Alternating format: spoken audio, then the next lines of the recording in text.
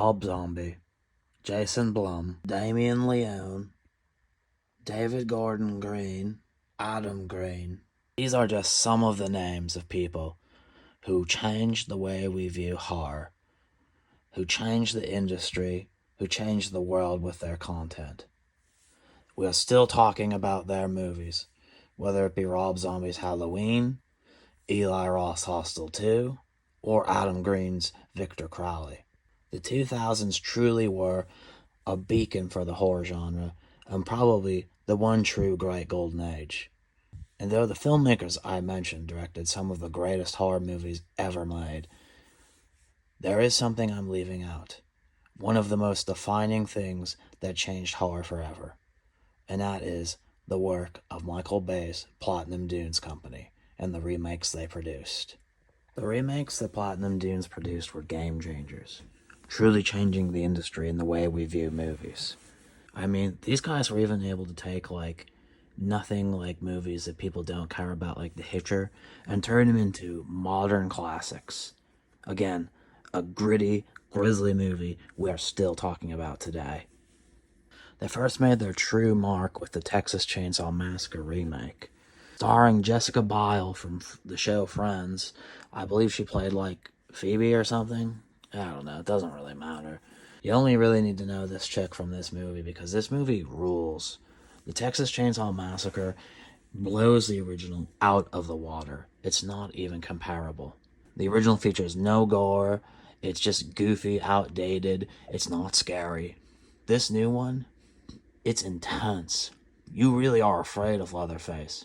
In the original, it just seemed like, Leatherface is coming by. You could just push him out of the way and run away and you'd be safe. But in this one, he actually feels like someone that might actually kill you. And that's scary. I also particularly love that the family was way bigger. It seemed like a much better put together operation. And again, it felt believable. It felt real. The original, it felt like fiction. This felt like something that could really, really happen.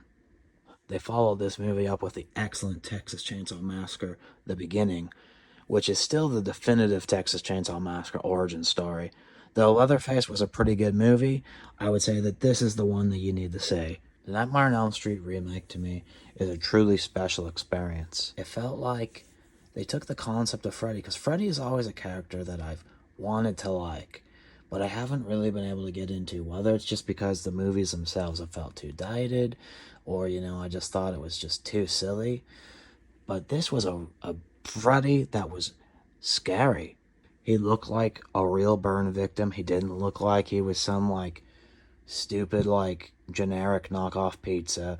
He wasn't just busting out stupid one-liners. He was really trying to scare you. He was trying to get into your soul. Tear his little claws that come out of his fingers into your heart and just scare the crap out of you. It featured very imaginative dream sequences that blew all of the dream sequences that were featured in all the old, dusty movies out of the water. Again, this felt like real nightmares. It didn't feel like just some random crap. They weren't, trying too hard to, seem cool about it, but, you could tell, they were putting you in scary places you wouldn't want to be. I'm still hopeful that someday we'll get a sequel to this. Jackie Earle Haley blows Robert Englund out of the water. They're not even comparable.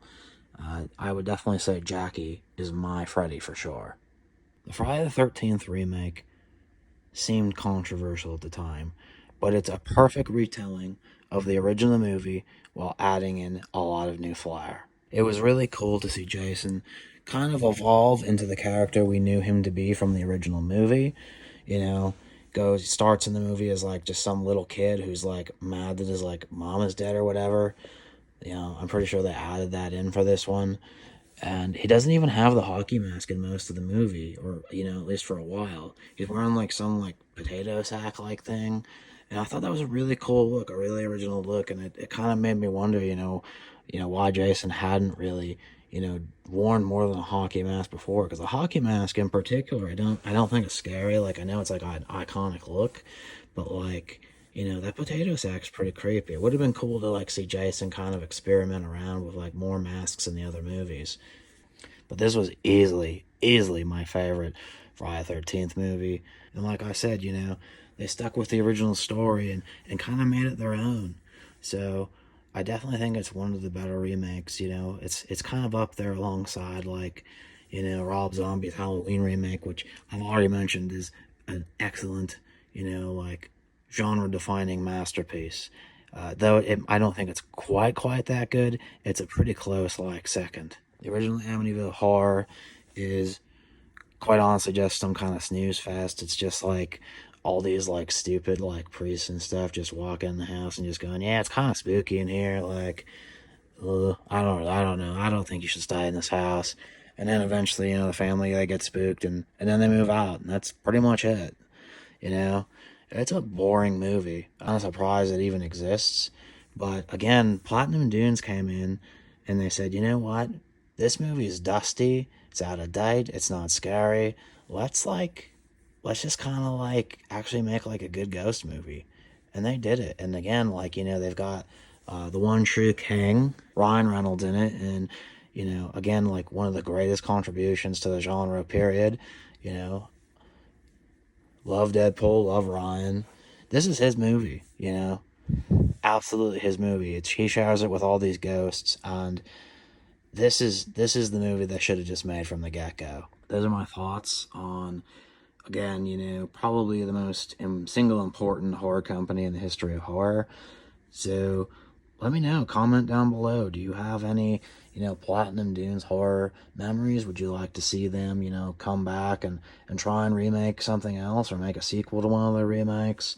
I definitely love to see them tackle anything because they just, they take like these movies that no one cares about and they just kind of really bring a lot of, new, great modern sensibilities in them that kind of just makes them timeless masterpieces.